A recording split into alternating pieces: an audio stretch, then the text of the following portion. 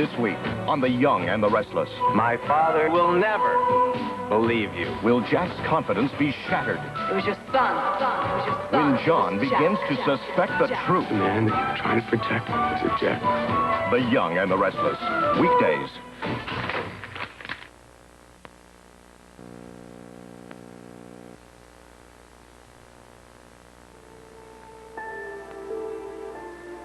It's Bert. She died late last night.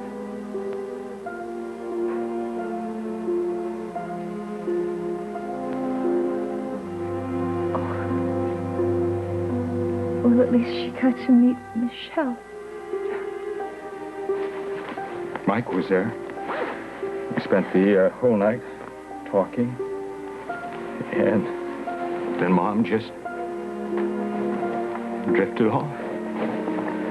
It was all nice and it was peaceful.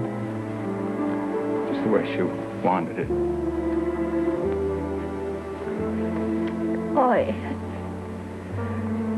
I wish I would have been there with you. Yeah, she would have liked that. She loved you. Do you know what we talked about last night? We talked about when she moved in with us after she had that operation on her leg. She was so afraid that you were going to faint because you were so nervous. Well, I almost did.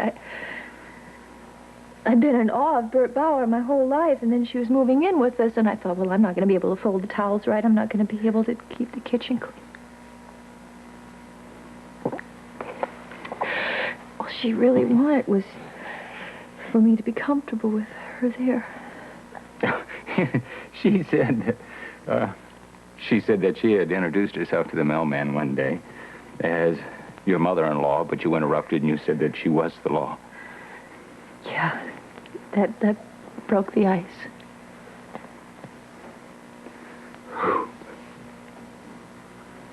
I can't believe that she's gone. You know, I keep expecting the phone to ring to find out if Michelle and I got back home okay. Oh, honey, she knows she did.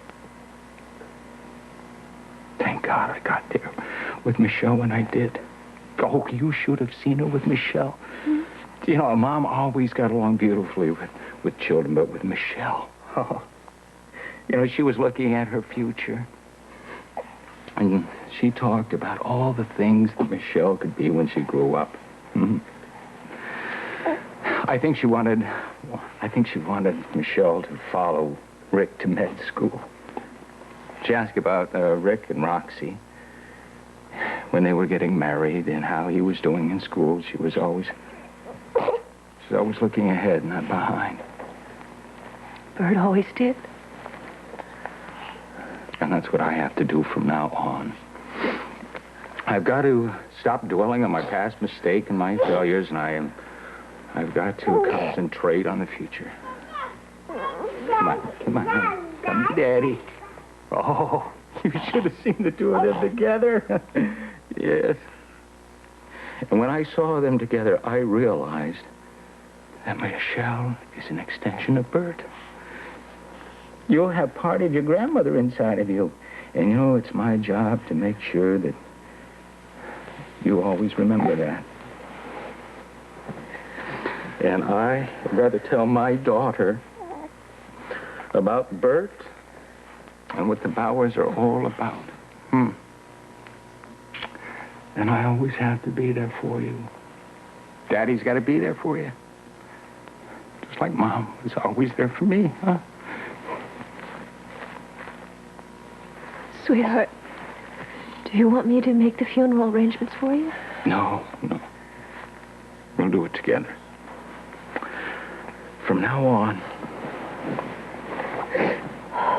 we're going to do everything together. Just like Bert would want.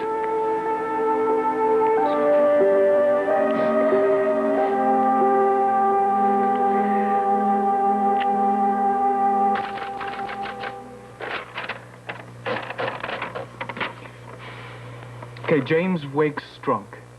He thinks he sees Greta, only it's not Greta, it's Mary. Now what? What next? What happens next? Okay. What did Fitzgerald say? What do you do when you run out of plot? Atmosphere. That's it. I'll go for atmosphere.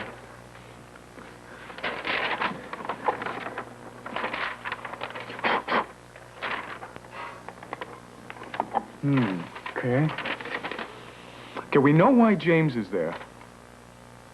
Amelia dragged him. But what about Mary?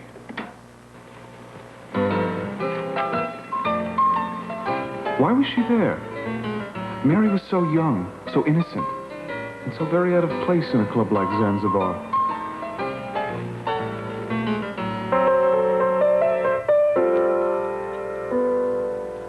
At night, seen through the haze of cigarettes and cheap gin, the place didn't look so bad.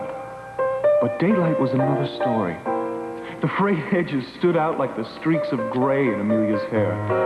No longer flattering, Zanzibar looked like a showgirl who'd been in the business too long. A dame whose glamour grew dimmer with each tick of the clock.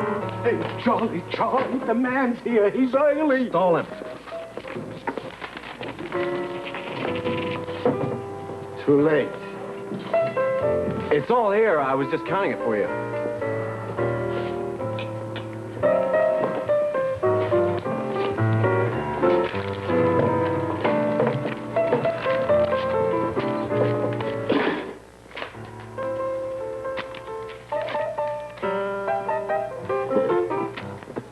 Any objections?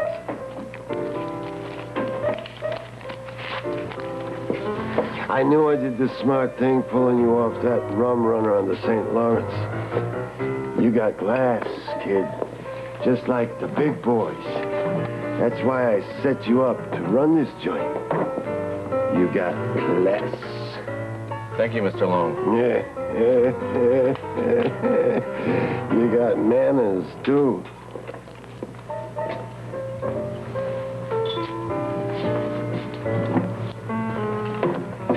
You keep your nose clean, you could go places. A syndicate is always looking for good men. You could be one of them. I'll do my best. Good. Because if you skim off the top, you could wind up on the bottom. The Hudson's getting real crowded these days. Fish got to eat, too.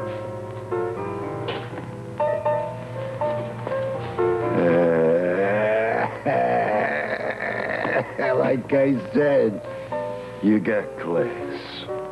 I'm going to get to the top soon, too. And I'm going to do it by the rules. No two-timing skin jobs, no. I'm going to put Club Zanzibar on the map. The swells will be lined up to get here. Nobody's going to get in my way. Charles Fox is going to have it all. Charles jumped at the sudden noise. He turned to see a frightened Mary standing near the door where she'd knocked a bottle off the table while taking off her tattered coat. Suddenly, having it all meant more than just money and power. Jake saw the way Charles gave Mary the eye and smiled. Why did Jake smile? What did he know that Charles didn't? You know the answer to that, dummy. Jackson loves Beth, and there's nothing you can do about it. Your job really means a lot to you, doesn't it, sweetie? Mom, it's not just a job, it's my career. I'm going to make a name for myself. Just you wait and see. Beth, why'd you leave the Sampson girl contest right then? I mean, you were going to win. You know that, don't you? Something came up. You don't have to tell me if you don't want to. What? And have a guilty conscience all the way back to Hollywood? No way. Well, then tell me what happened. Philip needed me. Philip, I thought it was Jackson who was... Sorry, I'll listen. You talk. Go ahead. Thank you. Now, Philip was having a crisis with his writing and was desperate to see me, so I went to him. We talked, cleared the air, case closed. You had a fight. I can't help Philip anymore, Mama. We have to go our separate ways once and for all. We're still friends. We always will be.